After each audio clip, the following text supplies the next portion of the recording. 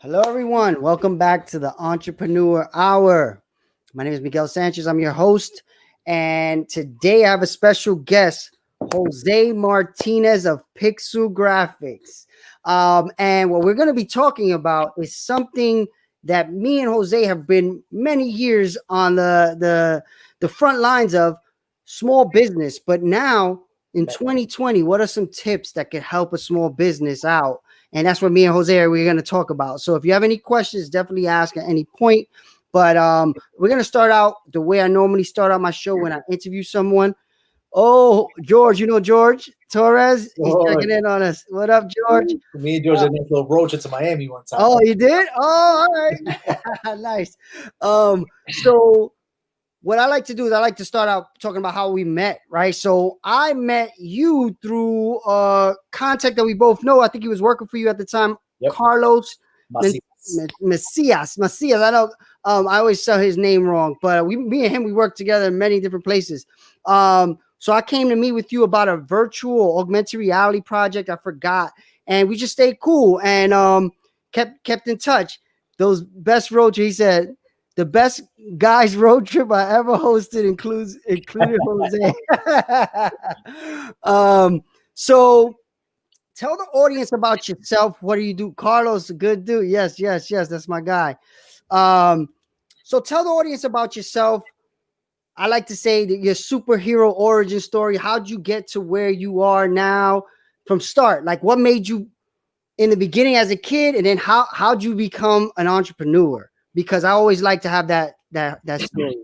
So funny enough, it's going to be one of my tips later today. I was talking to a friend of mine, and I was talking about the same process, right? We're talking about execution today, and it starts my whole origin story. So way back in the day, I own a creative design agency where we do brand development, which includes graphic design, web development, and digital advertising. But I started specifically, I was always drawing as a kid. So I would take like my Looney Tunes bed sheets and like duplicate it, joined by hand, right? So I always did like the artistic path. Ended up going to a high school that offered that as a part of their curriculum. So I was able to select my major. I went to Passaic County Technical Institute as a vocational high school, and I chose advertising, art, and design, where I did a lot of drawing, which led to graphic design. Sure. And I literally went to William Pass University. I didn't even apply. I took my portfolio, and they're like, "Yo, like, come on, you're good. You don't need to apply. You're good." So I got into there and then got into art and then shifted into graphic design. And my first paid project was a friend of mine from Passaic, New Jersey, DJ Outlaw. And I did his first club flyer. So nice. 19 years old, paying college tuition cash out of my pocket. Oh, lost Jose. I'm not sure what's up with his internet, but his story is very similar to mine. I did pretty much very similar, but instead of going to a 4-year school, I went to Bergen Community College, right next to where he went to college, but it was a community college. And I pretty much, same thing, worked in the music industry. And then I got to the point where I was able to work in the advertising world, advertising agencies. So hopefully he gets back. Everybody can still see me though, right? Yeah. All right. But right there, so you hear the similar origin stories from people like us of color, from places of color, right? Like you gotta basically make your own way. He went there with his portfolio and got in, right? I know the internet. My bad. I got multiple laptops. Wasn't charging properly. So my bad. I got cut off. My first file was with DJ Outlaw, which was a good friend of mine back in the day. And in my head, I was like, you know what? I can sit here and accrue $30,000, $40,000 in school loan debt, or I can really jumpstart it. I already know what I love to do. Yeah. I went to started, designing flyers, got started, and started my business early. I didn't finish college. I said, I'm going to save myself that 20, 30K, started business, and actually went well for the first few years. And then, 2007, 2008, that's it. I mean, I'm not ashamed to say it. I was literally for the next 4 or 5 years making like $200 a week. Ooh, my own business. Yeah. My mid-20s to early, like starting into my 30s, was literally broke, grinding. Like I can honestly say I would have made more money working at McDonald's. Yeah. Yeah. right? So it was a struggle because you know what?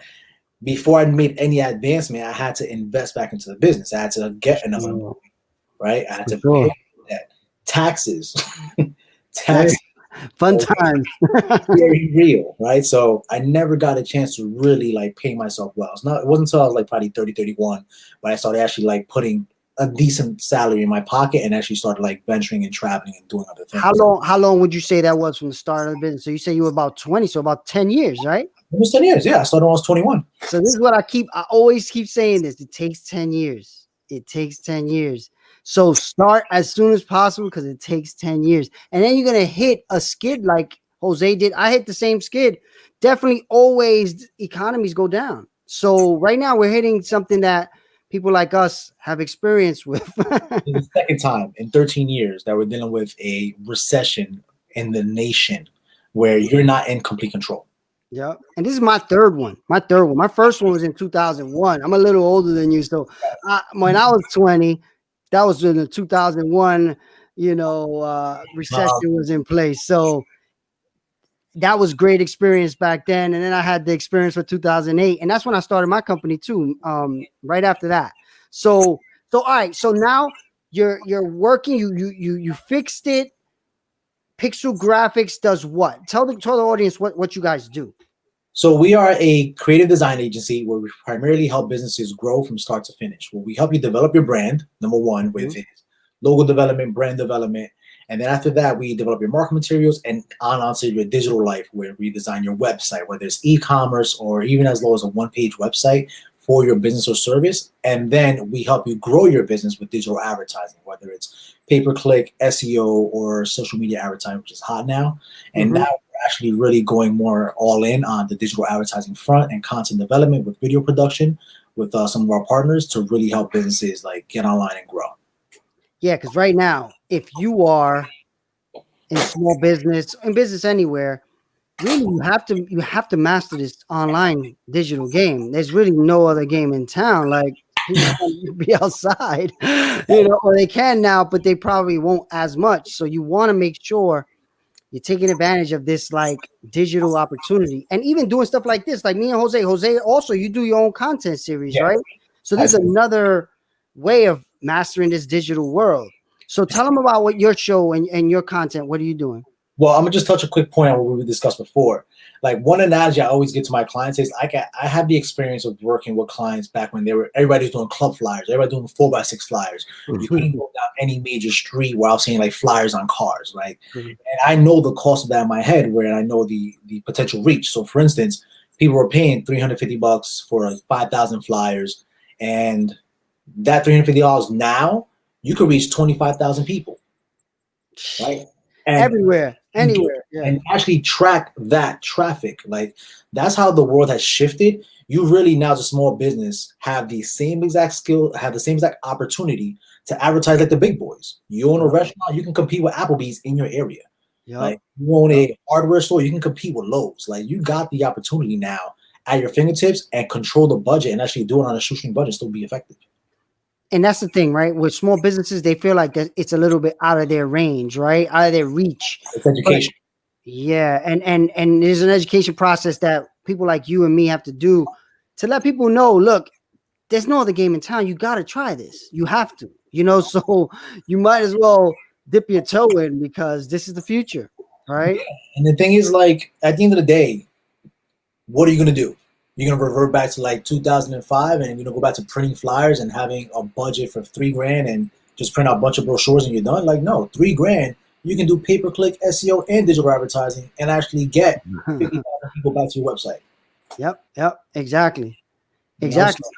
So all right, so this show was intended, my goal of this show is to take your brain and then add some of what I know to help small businesses, because this is a tough time, right? Like I think even 2008 will look like nothing compared to what's happening right now, because it's not only the recession, it's this pandemic thing when the restaurants being closed and just so much like stopping a small business. What would you say? All right, so I know you probably have 1,000 tips, but let's start out with the first. What are your top 5 small business tips for any small business right now during the pandemic? Research. Okay.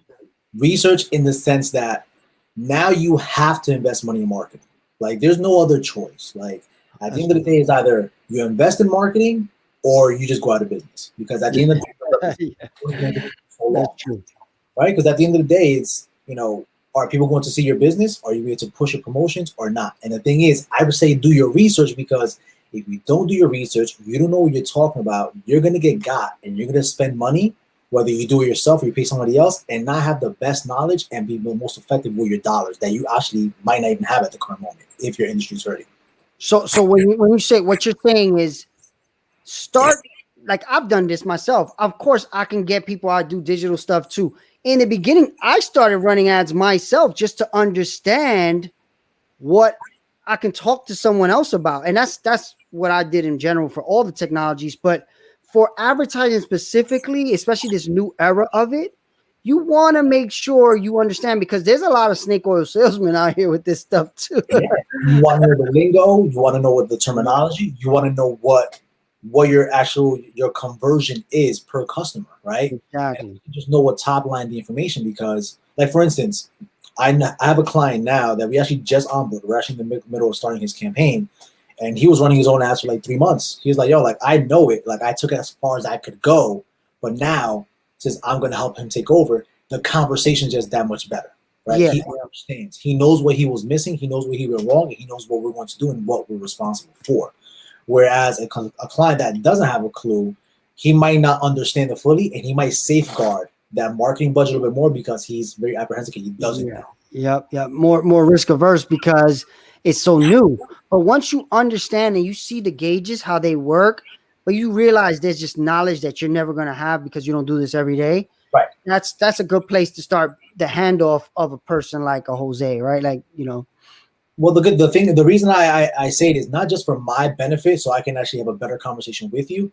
At the end of the day, as a small business, you, depending on your role in the company and like your involvement, you need to be somewhat involved with the process, right? I know a lot of small businesses, some of them might be on a shoestring budget, some might be apprehensive and have the budget, but you need to, number one, understand, and we might need your help creating content because for sure. When we deal with your business, we don't know all the granular details that's going to help sell the products in the best possible way that we can sell it.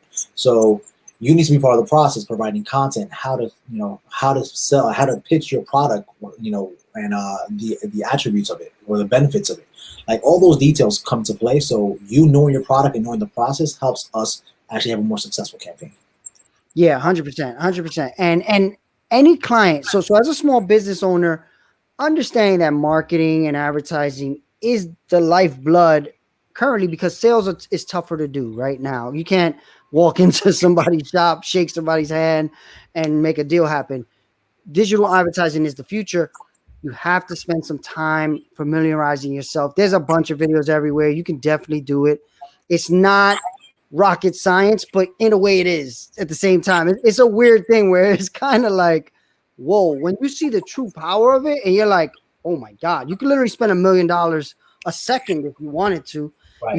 So it's really powerful, but at the same time, with great power comes great responsibility, right? The thing I tell people is that you're as a business owner, you're almost responsible to know these things because you have the opportunity. There was a meme I saw on Instagram the other day where there was a guy sitting in front of a table where he had a big ass camcorder, right? He had a tape recorder, he had this item here, another item here. He's like, all that is replaced by this. So true. So if your phone does everything, if your phone takes a video, you can actually transcribe text, you can make the post, and you can go on your Facebook Ads Manager and boost it from your phone. You just did a whole marketing campaign in 10 minutes. Exactly. And you could literally spend as much money as you want on that campaign. Like right there, you can put as much money as you can afford to put in. And you could also say, I want to spend this money today. I want to spend $1 million today. And Facebook will try to do it. Like, don't get it twisted. Like based on the small business department of this country, a small business, any business that makes anything from 0 to 25 million. So wherever you're in that scope, if you're making 25 million as a company, you're still a small business. if you make $100,000 as a business, you can spend $1 a day and get brand awareness. Like, of course, I was doing that for a little while, you know, around my content. 'Cause that's how I was learning it. Actually, I did the same thing. I put a right, dollar a day on every platform and just started to understand, like, all right, this is how it okay, works. when I, you know, and that's how I learned. And I mean, of course, it's like $10 a day. It's not like $1,000,000, but you know, you start to understand. And when you spend $10, you it's nothing, but you still start to You start put some seeing, brain power behind it instead of just like whatever, and you it's know. measurable. It's actually 10. You can see the numbers. Hey, Yeah. this $1 got me 100 people to see my one ad. Yep. Yep. And then the big thing, and I want to get to the rest of your top 5 tips, but the one thing is like you said earlier, which is what is your conversion though? Because you can spend $1,000 getting 100,000 views, and then you make that $1,000 sale. That's how you start to break down what the true cost of your advertising is, or your true result, because you know how much you're making from what, you know. Right. Now, when it comes to conversion, there are a lot of different factors, and that's the hard part, right? People can say, "Hey, I invested $1,000, but I didn't get anything out of it." All right, well, what was your goal? Did you Yeah. want to spend $1,000 and get 100,000 people to see your ad and know your business, or did you want to actually sell a product? If you're trying to sell a product or get them to subscribe to an online service, that process needs to be reviewed in its entirety, because now it's like, you got to get people down a funnel to actually, Yeah, there could be so many holes where it's breaking off. It's not that the ad didn't work. It could be that your landing page sucked, you know, or your product is not what you content think. sucked, or the way you said the last sentence of your ad didn't, like, wasn't a call to action. Like, Mm-hmm. all those things come into play. So that's why using an agency like ours, we'll consult with you on that Mm-hmm. aspect. We'll help you understand, that process.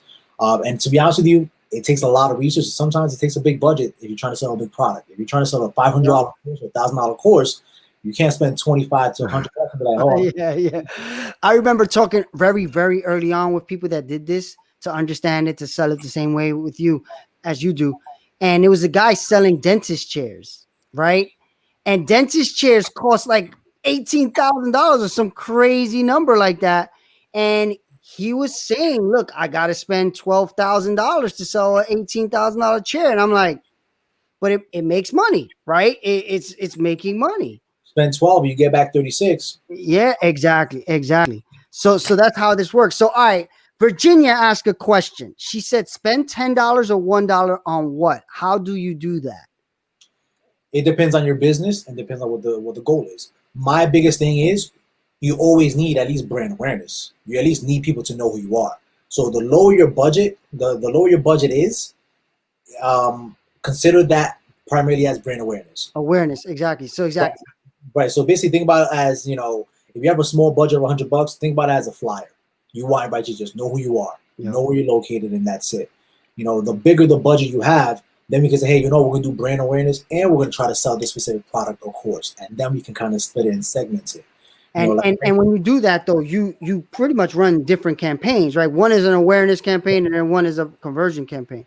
yeah, 100%. And what happens is, the biggest portion is data, right? So once you start working or have the knowledge, of someone like, myself and someone in my agency, you start understanding your data and know how to advertise to people, because the missing component when you're advertising, even if you're doing it yourself and you're boosting posts, you can be very hyper specific as to who you want to sell and advertise to. That dentist selling dentist chairs, he was probably advertising his ad to people that were in San Francisco, Miami, and New York, that are higher income areas, Yeah, and people that practice surgical dentistry that make exactly, over $250,000 a year. All right, exactly, exactly, exactly. sell there. So one thing, if you don't understand what awareness is, because I know sometimes we throw out words and I try to like be as good as possible. Awareness just means being seen, Yeah, right? So people know your you, brand. and I've said this in my show a few times. The average person needs to see something like 20 times before they actually care and start to pay attention to it. So what awareness does is you put that ad out there, and then they start seeing it over and over again, and then they're like, "What is this? Let me click or see more or watch the whole video," right? So awareness is where I did the same thing. I put that dollar out and I said, all right, whatever comes of it comes. I'm just playing around. If anybody follows me or anything, cool. But I'm not really expecting much other than people seeing what I want them to see. Right. I mean, that's All right. that's pretty much it. So she's asking a follow-up question. So can I go into SM? What do you mean by SM? I guess Social media. Oh, social media. Okay. And pay $10 to advertise so I have more brand awareness. Yes, you can. So basically, what I would do is basically what Jose was just saying. Think about where your main audience would be. It could be Facebook, it could be Instagram. If you're targeting women, it could be Pinterest. If you're doing professional, you could do LinkedIn. Figure out where your audience is before you that's why I tested the dollar across many different, because I wanted to kind of play around with all of them and just get awareness. And that was the first thing we discussed. Research, like you need to know who you're targeting, why you're targeting, what you're saying to them, and that way, when you spend your $10, that $10 has the highest probability of driving you business and actual, the best awareness and the best people. All right. So what's number 2? So number 1 is research. What's number 2? Number 2, this is something that we discussed at the beginning.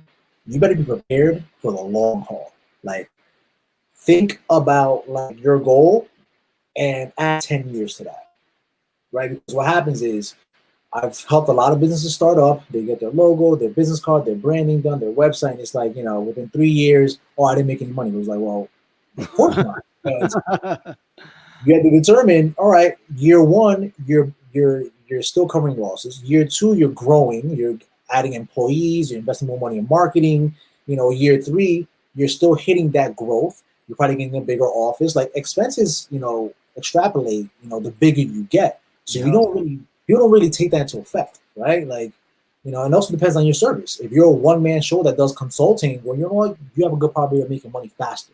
But if you're building a product, offering the service like mine or even a service like yours, at one point you got to build your team. You got to, you got to think about those $80,000, $90,000, $100,000 salaries. And that cost is massive. That's the biggest cost. And you're not even at profit yet.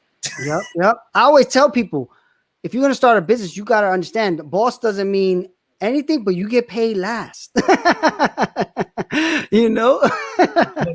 The way I everybody's happy. Not paid last. You get paid, but your pay is dependent on how much work everybody else has. Like and how much your business grows. So your pay is going to be X, but it's going to stay at X until the company hits X milestone. Growth. Yep. So that's a problem. People want to start a business and get paid, top dollar right away. But it's like, dude, you're not investing into the future. You're not worried about your taxes. You're not worried about employees. You're not worried about growth. And you get even better, like people that come from making decent money and then they want to create a company, and it's like, I need to make what I'm making in my company, in my job, in my company. It's like, yeah, good luck with that, unless you have because employees don't realize all the other costs. Yep. You take on an employee, you got payroll tax, you got health care, you got unemployment tax. Like, that's another 20-30% you weren't even accounting for. Yep. These are all things people don't realize that hurts you long term. All right, so number 2 is plan for the long haul. And you've heard me say this many times, right? Like 10 years. I tell a story, if you didn't hear it. The first time I had my first website client, it was a Hispanic guy that he was like, look, I'm going to mentor you real quick. I see you're new. And I'm like, yeah, but I can make websites. Don't worry about it. I got this. And he's like, no, I can tell you know that, but you don't know business yet. And I mean, we just met. So he was like, I just know because you're starting out, but I just want you to know that it's going to take you 10 years before you really understand how to run this business. And I was like, it took you 10 years. Now it's going to take me 10 years. He was super right, though. Super right. And I was like, and that's the thing, man. Like, and I'm gonna just sneak this into my third point, right? Is take advice from people, and when you're in business, like let's say like me and you, like I have a call today with a client of mine. He's also a good friend, where him and I have a call every 2 weeks, and we just talk shop. We talk business. Like, you need to have those outlets, and you need to take good advice from certain people, and just have that business, refresh. It's kind of like therapy, and that's the biggest part that people don't understand. As a business, you go through a lot of mental stress, and you know what? You need to let it go. If not, you could drive yourself nuts. because there's 100,000%. big lows, and if you don't know how to balance that shit out, you are done. Yeah, you're 100% right. I honestly, I tell entrepreneurs that now, look for a circle of people that you can like get stuff off your chest, because it's a lonely position. CEO Right. is the one of the loneliest positions, because nobody goes through the stress like you, and it's you can't really talk to anybody about it unless you talk to other CEOs. Right. Your friends don't understand you, Yep. right? Your family doesn't understand you, and it's like Yeah, what am I talking to you for? yeah, Right? It's like 100%. So definitely, that's part of where I mean, I'm gonna do a little plug. Facebook group. I got a Facebook group called the Multiple Revenue Streams Facebook group. Join it, because this is the type of group I want to create. People who are trying to do things, ask, because a lot of times, even as an entrepreneur early on, I didn't want to ask questions. I was like, look, I don't want to be the one to be known to not know things. But right. I got over that, right? So part of what I want to do is create this group where we could just ask the questions, but around anything that creates revenue streams. So like what Jose just said is important, because last year there was a few entrepreneurs that like killed themselves and stuff because they couldn't handle the stress, and that is a sad place to be. And I'm glad I never been there, but I can see how you can get there. I definitely can see the path, and I'm definitely not trying to go that route, right? So I highly suggest you do the same. So all right, that makes a lot of sense. Get support, basically, right? Support. And the thing is, don't be afraid to like that's the thing, is like I'm not sure if it's like because I'm Dominican, Latino, like we're very prideful. True. And like asking or like letting people know, like, yo, like shit's hard right now. It's hard. Yep. It's hard, but it's like you gotta have those outlets. And the thing is, only other business owners or people that have been in that position can give you the best advice. Even if their business failed, they can tell you what not to do. Yep. I like talking to people that their business failed, because they break down why it failed, and they that's like a battle scar that they're willing to talk about. And then we're like, all right, I kind of went through that. I did it a little bit different, but I'm glad to hear your story. So, but I like the ones that keep going too, right? So there's like this, like, learn and grow. Don't just give up, Listen, one of the best pieces of advice I ever got, it was years ago, way before I even started my business. I was like 18, 19 years old, working at Old Navy, and my girlfriend at the time knew this guy that was a co-worker, and his father owned a trucking company in Denville, New Jersey. And he was like, yo, like, come by, help me unload the truck, make some extra cash. And he, one day I was just hustling. I got that thing done quick, and he was like, Jose, like, you look like a bright kid. He was like, if you ever go in business, I need you to know one thing, right? Probably the most important thing. Always answer your phone. You never want to be that guy that doesn't answer the phone, right? If something's wrong, answer the phone. Things are going well, answer the phone. Because the second people find out you're that guy that doesn't answer his phone, you're gonna lose all your business. Because people 100%. like accountability, and they like people to like answer the phone like, yo, I fucked up.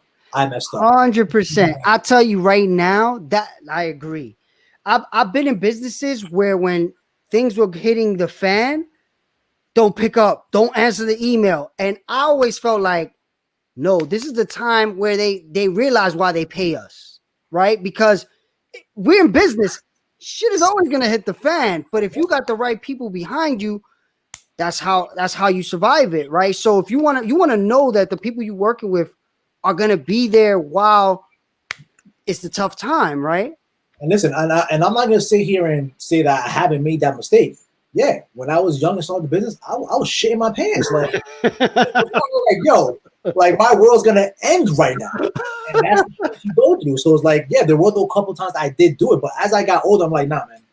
Like the second's a problem. I'm like, yo, listen, I messed up. We messed up. Like, here's how I'm gonna do it. If not, give me a couple. I'm gonna try to figure it out. I'm gonna do whatever I can. If I lose you as a customer, cool. And 8 times out of 10, people are like, you know what? All right, you're accountable. We're all good. Try to fix as fast as possible, or whatever you can help me out, discount, whatever it is. Just take care of it. But I appreciate you calling me. I know you're on top of it. Yeah, that's super true. I totally agree with that one. So all right, we got number 1, do research. Number 2, be ready for the long haul. Number 3, answer your phone or email or text message, whatever it is. Don't disappear on your clients. I would change that to just be accountable and always confront the problem. Let's just keep that simple. Always what the problem? You cut out. Confront the problem. Always Don't confront the problem. Got it. Yeah, 100%. 100%. I agree. All right. So that's 3. What's the next one? One is something that I actually like really got to do and understand more recently is you really have to understand who your customer is, right? So it's called creating a client avatar, right? And it's something that I didn't have in place for a very long time, and I managed to do well without it. But with so many people in this world, just even if, you know what, I live in New Jersey, you're in the Bronx, I'm 20 minutes away from you. Just the amount of people in this 25 to 30 mile radius, like there's a minimum several thousand people that are willing to work with you, but you need to know who that person is, what they like to do, how to communicate to them, and how do you solve their problem. When you do that, you're always going to have clientele. The thing is, you need to know who that person is. If you don't, you're basically going to take that 20 hours a day, 30 hours a day, and just advertise to whoever, and you're going to be dealing with a bunch of clients that you might not want to deal with, you don't like, or you don't vibe with and butt heads with, and you're going to have just a bad business experience. In my world, we call those personas, right? And the idea is right. The reason why you create personas is mostly for what Jose is talking about, because you can't boil the ocean. You can't talk to everybody. You want to understand, you got to think about your marketing. Like if you're walking through a mall and you see the people and you're like, oh, all right, that's the type of person I need to sell to. And it took me a long time, the same way as you. It took me a very long time to really understand who I was selling to. And what it did was, how I did it though, was I did an exercise after many years where I literally broke down every client, what they look like, their age, their race, their gender. And then I saw a pattern. I was like, oh, wow. My best clients are X. Yeah. It was pretty crazy. But so that's a good little tip that you can do. And I'm not sure if you're starting out early, just guess. And actually your data, what Jose was saying, your data will show who's interested. You'll start to see like that's what Instagram does, right? It shows you your and Facebook too. It shows you like the male, female. That's the reason why you create this avatar, because at the end of the day, you can go into Facebook, Instagram, or even YouTube and say, hey, I want to target everyone that likes Ninja Turtle t-shirts or Street Fighter action figures, and you want to just sell like Nintendo games. Like whatever you want to do, you can do. It's like there's always someone that likes that type of content, and the world delivers that information free.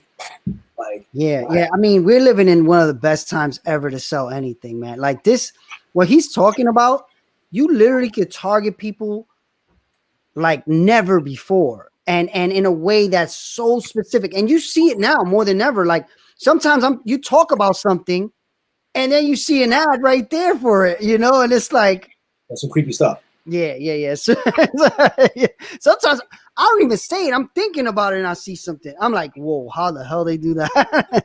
And the thing is, like, and that's what the beginning of the conversation again is like, you now have the power that these big companies and big agencies were dominating with in the, until like because they spent this ton of money. Now you don't need that type of money to be in that game. If you're a small business and offer a service in a specific area, let's say a restaurant, you can literally run your ad to every single person that's on Instagram and Facebook within a 1 mile radius. Like you dominate that 1 mile. All day, every day. And it won't even cost you that much. Because if you live in a place, a small town, there's not millions of people in that 1 mile radius. In a place like the Bronx, it's tough. But like in New Jersey, it's a little easier because less people in the radius. Yeah, but like if you're in the Bronx, like how many people live in a 1 mile radius? Yeah, no doubt, like 1 million. Like, what's $10 a day to make sure everybody within a mile know that your restaurant offers online ordering and delivery? You can come in and get this lunch special. No doubt. And it's such a missed opportunity by most small businesses. So okay, so now what's the fifth marketing for small businesses in 2020? And not just marketing, just in general. Right, the fifth one, I want to say, is not marketing and business. I really want to target on like the business owner understanding like how you should be in business, because my experience, like, I'm Dominican, I'm emotional as all hell. Like I get but one thing I had to learn is like you have to be neutral. Sometimes I'm too neutral, like I'm too cold, right?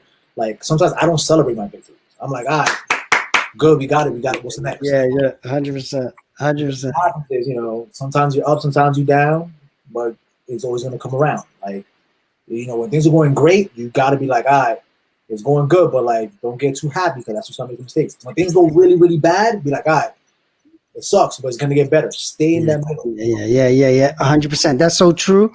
That comes back to the point about the ups and downs where you need someone to talk to, because 100%. That's part of why I talk about the multiple revenue stream thing, because I've been in the ups and downs so many times that it's like, all right, this is a forever thing. This is just how these businesses work.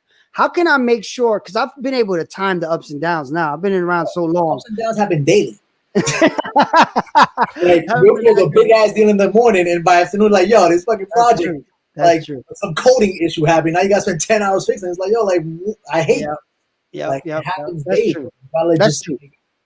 Stay even keeled. And that to me is even I think of a story where same thing. We were working on a project, and my project manager, it was hitting the fan, basically, right? The client expected unrealistic things by the end of the day.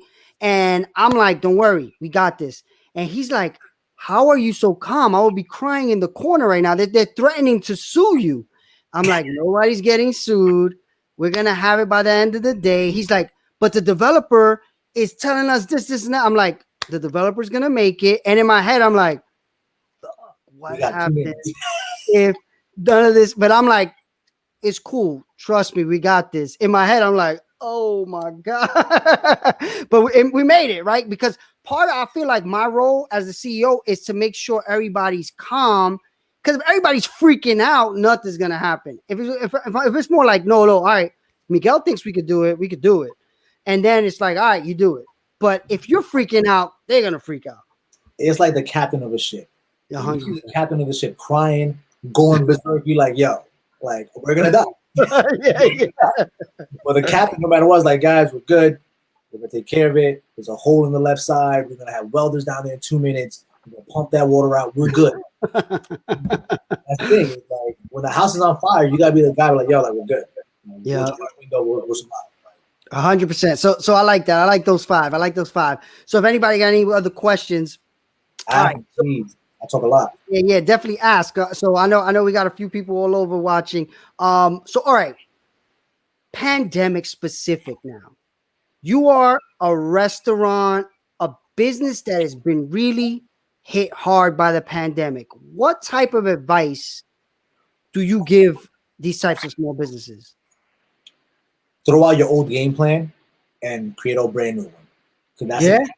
So reset. You gotta think, like, what happens is, you know, people don't adjust fast enough, right? Or when things happen, then they start giving extra scrutiny to everything that was happening. Like, you don't know how many restaurant owners I know, like, firsthand, that they were paying for online ordering, Uber Eats, Grubhub, the work, specifically in the restaurant industry, not caring that they were paying 30-40%. Pandemic hits, like, yo, like, I need that 3-4 grand, right? So now what happens is you got to retool. You got to look at other options where you now don't pay that fee, right? You got to offer different meal options. You know, if you sit there and panic and just do the same thing you're doing before this happened and just try to go with the same game plan, you're screwed. But if you say, hey, you know what? Now I'm going to offer delivery. Now I'm going to open later. Now I'm only going to offer a more refined menu and just have my highest profit items. Like, sure, thinking you got to retool, and that goes for every industry, right? Even for myself, I had to adjust. 100%. And what you're bringing up is something I benefited from because of innovation and my understanding of innovation. Part of what you have to do as a business is look for the things that potentially could take you out and start figuring out how to make sure those things don't take you out. So I've done that before the pandemic because I knew the economy was going to crash again. Everybody was calling it. Nobody knew the pandemic. For a different reason. Yeah. Nobody knew the pandemic was going to hit, though. So I had already been figuring out how to take most of my businesses remote because I've been doing it for a long time. But my nonprofit, we had been testing going remote on the nonprofit. And then when the pandemic hit, we were in the perfect position. So if you're a small business, you got to kind of take some of this and say, all right, worst case scenario. Now you've seen it. You've seen the worst case scenario pretty much. You could really plan around what just happened and say, all right, next time I got to be ready this way and this way and this way, but I got time to test it right now. And one other thing that goes along with that is now you have to really look at how do you survive digitally in any business. Any business. Like, Any if business. your website sucked 3 years ago and you did nothing about it, now is you have to. And if you don't, Yep. you have to put that state. So it sucks because, people, and this is something I actually wrote a blog post years. People give very high scrutiny to the cost of a website. Like Wix, Squarespace, they came about and make it super easy, $20 a month. Yeah. Great, all right, cool. But is your website perfect for your business? Does it work well for your business? And you need to invest into that because, like I was gonna say, I wrote a blog post. People don't realize your website is probably your most important employee, not a tool, an employee. And it works 24/7 for you all day, every day. My man, people scoff like, oh, $5,000 for a website. They want to build a multi-million-dollar business, right? So you're selling your product online, and you need some kind of experience on your site, and it's like $10,000, $12,000, $40,000. But it's That's like hilarious, actually. you have That's an admin filing her nails, and it's on Instagram. You're paying her $40,000 a year, and she's clocking out at $5,000. It's taking orders, it's taking calls, it's scheduling appointments, it's providing data, it's capturing data you can realize for your marketing. Like it's nonstop. 100,000%. That's a great way of putting it, actually. That's so true. And I'm in the same boat. I deal with people all the time, and I'm like, all right, go use Squarespace, but is Squarespace going to figure out how to get the goal you want from everybody who comes in your online store, right? At the end of the day, that's what it is. So again, like I say, research, experience. I'm like, all right, go to Squarespace, create your website. And the second you realize, all right, I took it as far as I can go, or it's not giving me the full benefit, you need to be ready to invest at least a few $1,000s into 100%. And the way you put it is really right. Like, you're willing to pay an employee that is not going to even work as much as your website, Listen, if I think of a small business, like, I ain't gonna lie, like, let's say, I'm gonna give an example, and it's not me calling them out, it's just, just real talk. One of my clients is Mama Juana Cafe, right? Okay, yeah. And these restaurants or restaurants like them, they have a hostess, right? They have a girl wearing tight clothes that's gonna take you to your table, organize your tables where people are going. That girl's making what? $500 a week, $600 a week. Yeah. But then I say, hey, it's $5,000 for a website. And it's not them, just hypothetically. $5,000 for a restaurant website, $7,000 for a restaurant website. You scoff. I'm like, bro, that comes down to like $75 a week. And you could take orders and all that stuff. And this is a major thing that's happening right now, right? A lot of these small businesses like restaurants, they're relying on these like platforms, and they're killing them. But if they had, because they have the brand equity, a lot of those, like a Mama Juana, they definitely have brand equity where people could go on that website and order. But that is a different mindset that I think the business owners now need to get into, because it's almost no other way, because these platforms are kind of taking them out in a way too. So there have to be a shift in how all this is thought of. And this is something, specifically for restaurants. I actually did a video on this on my YouTube page for a company. So what's your YouTube too? Well, after you say it, so I can promote it. So I have the one for the company is at Pixel Graphics. So PIXLGRAPHX on YouTube. And my personal one is Yes, I'm Jose. So my name I have on my social media handle. I have it everywhere. YESIM Jose at YouTube. And there I mostly talk about travel, and I have my talks and interviews I do with them as well. All right, so I'm gonna put links to them. I'll get them. Keep talking. Keep talking about what you were about to say. Sorry. Yeah, what was I saying? You were talking about the restaurant, like a restaurant. Oh, yes, the video. So I did a video talking about how, yes, utilize Grubhub, Uber Eats, but people don't realize, like, all these businesses, right? And this was myself to them about getting their own online ordering platform. Is all these businesses, Grubhub, Uber Eats, and DoorDash, and all them, they're technically a marketing company reselling your product to their audience. Because what happens is you jump off of Uber Eats. Now people have to be on the Uber. People that are on Uber Eats aren't going to see your business anymore. They're taking their marketing commission. You're not paying a commission on the food you're selling. You're paying a marketing company to get you business. So when I talk to clients, I'm like, hey, listen, you should actually have your own proprietary online ordering platform, or have a POS like Clover or Toast that has the online ordering integration, and do digital advertising, and that 3, 4, 5 grand a month you were spending in commission fees, now that's your advertising budget. But guess what? Now you have 60,000 people in your advertising funnel that you can target Exactly. month over month over And you month. can run a sale without an Uber, and you can make a bunch of money on that, right? So yeah, and this is a big thing that I'm glad you said that. This whole thing right now just showed you how important it is to have the data on your customers. You need that data. Right now, going through the Uber Eats of the world, they have that data. Going through these platforms, social media, they have that data. You don't have it.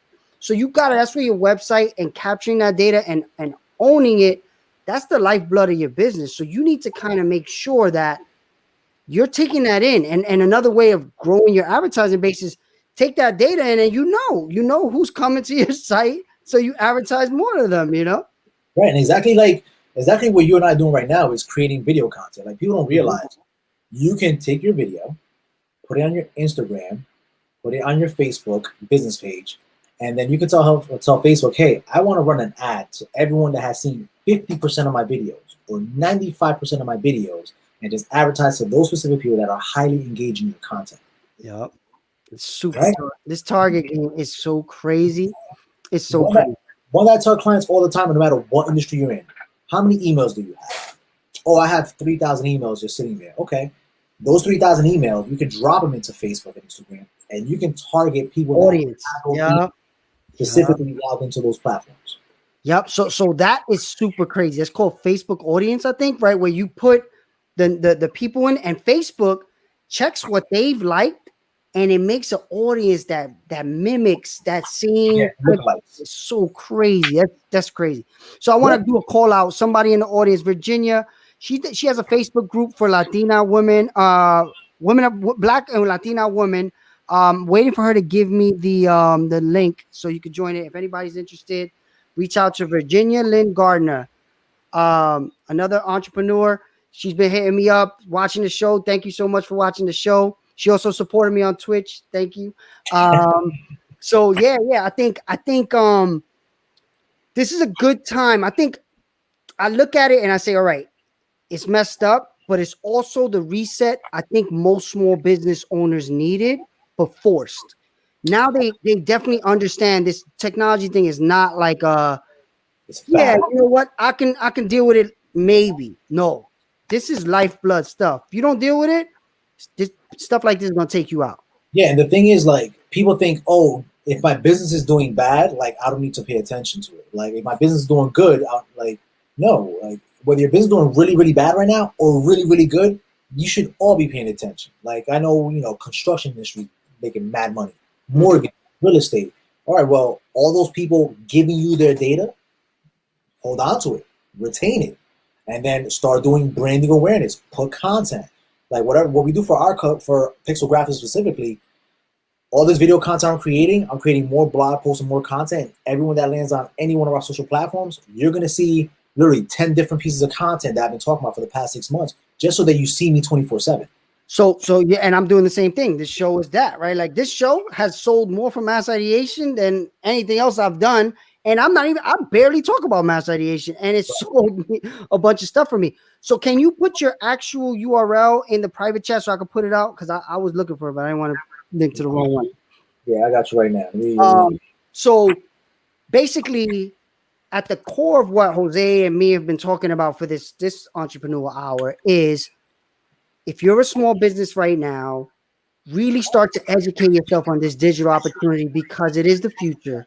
It is 1,000% the future. If you don't know that by now you know, hopefully. And then basically start playing around with this ad stuff. And then when you are ready, reach out to the Jose's of the world. Jose specifically, I'm going to put his link right here.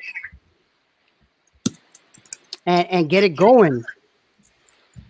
Yeah, 100%. To be honest, I'll put my Instagram handle so you guys can DM me. Yep.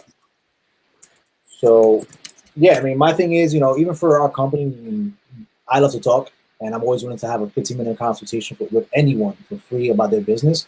Just because, even if, you don't do business with me, I at least want to, tell you my opinion and, give you some guidance.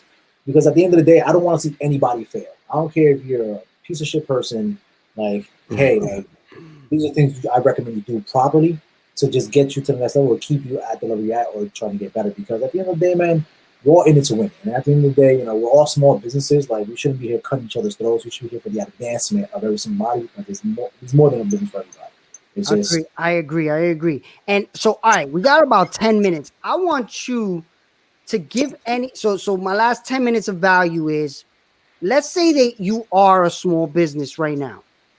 How would you start to try to collect email addresses on your website? Is there any tips for a smaller business to start that? Because I know most small businesses don't do that.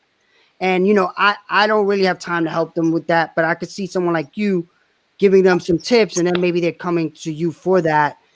But I do see that as a huge. I even go through it right now. I'm doing that with mass ideation, right? But I'm changing mass ideation, like you said.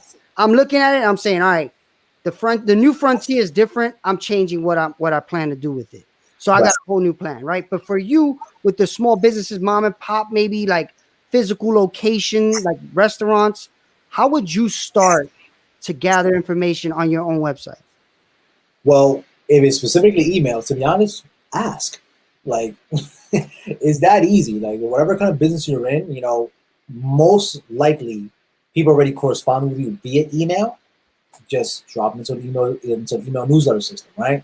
Or if you're like a restaurant or a retail business, ask. I mean, whenever I go into any kind of retail store, that's the first thing they ask me. Hey, do you want to give us your email for special incentives? You're a small business, do the same exact thing. You're a nice little trendy store in the Bronx. You should do the same exact things H&M should be doing. Hey, let me get your email. We're gonna give you incentives. We're gonna give you coupons. We're gonna give you special promos or new insight onto like new items that are coming out that are secret sales. Like, ask and you'll get. Number two, if you want to try and do it yourself, YouTube it or contact a company like mine for small fee, we can help you. But drop in your data tracking tools on your website, specifically True. Google Analytics, Snapchat. Snapchat Pixel? Snapchat has a pixel, bro.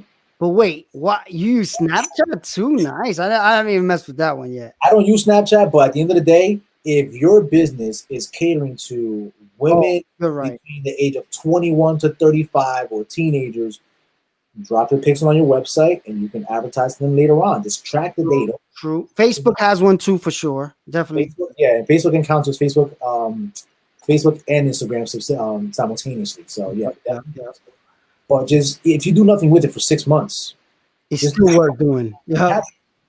Yeah, we were running a side business and we bought an Instagram account so we can sell a product. And when we looked at the retargeting data, there was 1.8 million people engaged with that Instagram in the past 365 days. Wow. Whoa.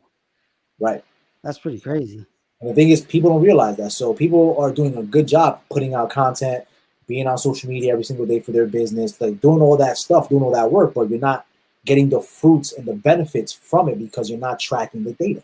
So that's something I hear a lot, actually. Why do I need a website if I have social media? How would you answer that? Website versus social media? Because it's two completely different usages. Like, social media is for you to put out your content, to drive people to a portal, whether it's a one-page website or a 100-page website, specifically talking about your service and taking in. They're playing admin or playing salesperson digitally. Like, you right now can have a product and all you need is a one-page website, but your Instagram is popping, you're talking about the product 24/7. They go to that website, they accept your payment, they collect their email, collect their data, and just automatically handle the shipping through your website. Do you want a person doing that, paying them 40 grand a year, or you rather pay $3 grand, $4 grand for a one-page website and it does automatically? Yeah, yep. And you can sell all around the world, all day, every day. Yeah, no doubt. So definitely, I'm gonna put Virginia's Facebook group is called Black and Latina Business Women's Digging it. Collaborative. Subscriber right now, girl. Put the link in the chat. I'm subscribed. I thought I put the link, but I don't know if she's still there. But she'll be back. She'll be back. But okay. So any last minute things you want to promote or anything like that? Any last minute call to actions, value you could give the audience, small business owners? Last thing to give as value. Um, I would honestly say is just be smart with your advertising dollars and be smart with your time. The main reason I say be smart with your time is you're in a pandemic. If business is slow, research. If business is slow, go online and start testing. If business is slow, retool your business. Like, don't take this time for granted and be like, oh, I'm depressed and I'm stressed. I'm gonna just watch Netflix. All right, watch one episode. Don't watch a whole season, right? Like 20 minutes and like write a blog post. I have one client. He owns two great restaurants in New Jersey, and for 2 years, I'm like, dude, like, get in front of the camera, like, just be in the kitchen, talk about your dish, plate it, and you're done. It took him 2 years. After he did it, and we started advertising, this guy was going to Costco and Restaurant Depot with like a crowd of people, like, hey, like, you're that guy from the restaurant. I'm stopping by this weekend, like that penny pasta meal would look amazing. Like, do the small things that you're not used to doing, and utilize your time wisely. Like, because you have the time now if your business is slow. If not, be smart, plan, and take the data you're given, the extra funds you have, and put it to use. Yeah, I agree with the try different things, the content creation, like you see. Same thing with me. The pandemic hit, I was like, all right, there's no more excuse for not creating content. Before I would always say, I don't got time for that. Now I do. And it's been an amazing result already. So I highly recommend stepping out of your comfort zone and trying. The thing is, like, I hate that it's like, oh, I barely have time. Like, it's nonsense. You make time for the most important thing in your life, right? And your time is your time. If you need to do something, make the time. I hate, like, before I met my wife, she thought I was a weirdo because I didn't even have a TV in my apartment. I did 3 years with no TV, but you know what? I was working 12 hours a day in my business, right? I was trying to work out 5 days a week. So whenever I came home, I was like, yo, like, I have to put some whiskey, read a book, put some music. But like, it forced me to say, hey, my downtime, do something productive. True. That's good. That's good advice. It's a good place to end it, I think. So thank you everyone for watching. Definitely follow Jose. It's at, yes, I'm Jose, right? Yeah, yes, I'm Jose. And then I'll put the link in the description. Definitely thank you for watching. And you know how we always end the show. Innovate every day. Even what Jose was saying today is you got to innovate every day. So thank you again for watching. See you tomorrow. Thanks, Jose.